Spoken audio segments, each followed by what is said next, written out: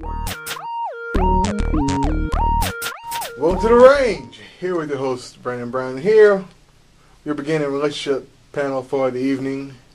We have Stevie Cool, Steve Omari, Cleveland Spears, only 16 more days till graduation. the Honorable Chris Gallen, You gotta use the thumb. J.B. Brown, You know.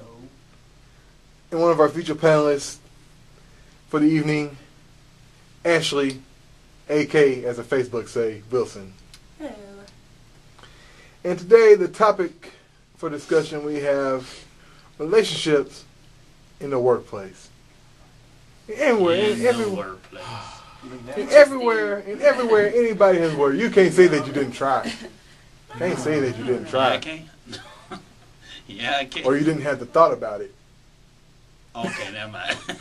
So we're going to start it off with Ashley. Oh, hi. Hello. So my opinion about it. Hello. Yes. Relationships in the workplace, I am totally against it myself because it's annoying. Honestly. Oh, shit. I feel like it's annoying. You know how you're talking to somebody or talking to somebody when it's long distance or something like that. You know, I kind of like it because they're not there all the time. And if I have to be at work all the time, I don't want to, with you, I don't want to come home to you. So let's just keep the friendship at work, and then when I'm at home, you know, yeah. But as far as work, no, it's annoying. That's my opinion about it. JB. I somewhat agree to that. I mean, that relationships in the workplace can go either way.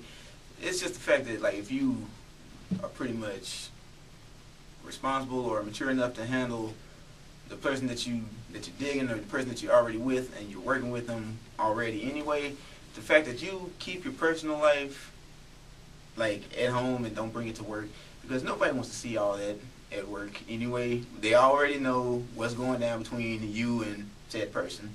So mainly, if you're gonna have a relationship in the workplace, keep it at home. Chris. I'm gonna go a different way on this. I think it's cool to have a relationship in the workplace. I really do. There are certain reasons why I believe. I'm not going to get into those quite yet because I'm going to wait to see what everybody else says first. And then I'll give my reasoning. But I believe, I'm not against it, but I'm not for it. But I mean, if it happens, I'm okay with it. Cleveland. Well, I'm for it to a certain point until that one person relationship gets real, kind of, connected, I guess you could say. And they always want to be, clingy is the word I'm looking for. So I mean, they all cling, and every time you turn around, they over here trying to find you, and you trying to teach a class. Like for me, like for my job, if I'm trying to date another teacher and I'm trying to teach a class, and they show up around the door, they expect you to stop teaching and don't talk to them, right? Yeah. I'm sorry, but that's when it comes to a point where it's like, look, this is a little too much, because at the same time you got lunch. You may have it's a 30-minute break for lunch.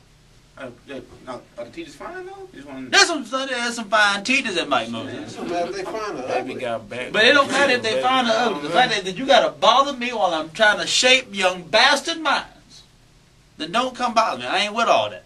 But if you can have that professional relationship where when you're at school, you are not boyfriend, girlfriend, y'all are colleagues, that's fine with me. As long as you realize this is not Grey's Anatomy. Steve-O. That's right.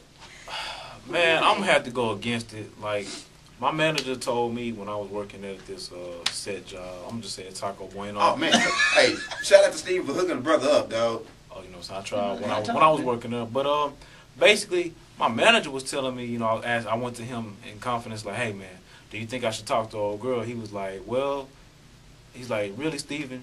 It's gonna be awkward if something bad happens, which it did, and you know what I'm saying, like he didn't take the manager's advice. Yeah, you know what I'm saying? I mean, I went against his advice because at the end he was like, well, me and my wife actually met, we've been together for 7 years now, and we actually met working together. So I was like, well, okay, well, he met his future wife, so let me try to holler at old girl. But it was awkward at the end, and even when we became cool again, we still weren't as close as we were like when we were still flirting, but hadn't took it to that level. So I'm going to say, do what you want to do, but I'm going to say I'm against it. Be cautious. Be cautious, yeah. It depends on the stages of your relationship because when I was talking to a guy, I was working at Walmart and I hated it. But Walmart when I first got hired, they take you through a training thing and you meeting people in the beginning, and it was this guy, Hispanic guy. He was attractive, but the thing was, since I worked there, I mean, I gave him my number being nice. I didn't know anybody. I mean, he was calling me like constantly. And when I was on break, he was calling me. And you know, it gets annoying. You want to get away from it. And when you don't really know anybody, it's hard for you to stay interested or have something to keep my interest. When I just met you, I really don't. I started to care, and it gets annoying. So that's why I said it's annoying earlier especially when you first meet somebody in the beginning stages. Yeah. So I think like the workplace is almost like your getaway. You know, you're there to make money. I'm not there to talk about our relationship unless it's an emergency as far as like marriage and all that. But you know, you get not even in marriage should you be talking about that at the workplace. Yeah. You know, I'm sorry, but when you go to work, it is a separate deal. Like there's a couple back when I was in high school. You know, I'm not gonna say their name, but they were married. You know, recently married. Oh, okay. But they had kept, you know, their relationship, you know, they stayed, one person was on one floor, the other was on the second floor, and they never talked to each other 8 hours at work. And that's how stuff has to work. You know, they dated for like 7 years, I believe they had said, then they got married and for my 4 years of high school there. And they really, you didn't see those two together while at work. They drove separate cars to work. You know, they were in two different parts of the school. So, I mean, if it works out that way, great. But it's those who gonna, you know, having that relationship and one person's always looking for that other person, you know, and that gets very annoying. And like you said, you know, people calling you and stuff. You know, you do that at school. I use school because I work at one. Yeah. But I mean, there's other jobs out there that do it too. But you know, as for me working at the school, you know, I'm trying to shape young minds. I'm trying to teach a kid, you know, hey, this is what you got to do to be successful in life. But at the same time, the girl I'm talking to, you know, I'm not talking to somebody. But the girl who I'm supposed to be talking to may be at the door, you know, trying to get my attention. Yeah. Well, I ain't got time for this. Get out of my face. We got lunchtime. When it's necessary, then it's appropriate for your wife or your husband to come in. That's the only time I'm coming to your job, really. If it's I got to pick up some money to get this or some gas, I'm not coming up there just to be like, what you doing? Some money? When you're lunch, you want to not all the time. I'm not going to be doing all that. No, not me anyway. First of all, if you come to my job, you trying to find me, then damn it, it better be a life or death situation. Well, it could be important. I mean, there was this radio station like back in Florida that I used to live at. There's this thing on the radio station called the Coochie Call. And if your girl could get the man to leave work on those like type of situations, that can be another reason why like relationships in the workplace like shouldn't be going down or something like that. Cause crazy man. It's funny as hell to me because just listen to see all these people how they react. The wash. Yeah, boy, thank you for saying the wash. That was a prime example. Even though she didn't work at the wash, but you know. You get the point. Yeah. Chris? Okay, all these people are going back and forth about why you shouldn't. I mean, okay, if your spouse or whoever you're dating is just bothering you at work, I mean, if they're doing that to you at work, I doubt if you'd been dating them in the first place. Because I feel that if you're going to date somebody in the workplace, you already know how the relationship is going to go. Because, I mean, you might be the one that get clingy your damn self. You just never know how it could be.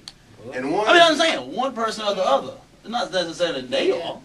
I think it's healthy for a relationship, too, just to have that space when we're at our different jobs and then come home. You like that chase. Like, you don't want somebody to just be all up on you all the time. You want to wonder, oh, okay, they not worried about me 24/7. They doing their own thing, too, so I can do my own thing. And you know what I'm saying? It's like having sex in the same position every time. Right, okay. Well, check this out. Even if you, well, you know what? I'm going to tear everybody ass up when we get back on this next segment. Plain and simple. We'll see how that goes. And I even use the Army as my evidence. Bang, bang, bang, bang. All right. More coming up on the range. Stay tuned.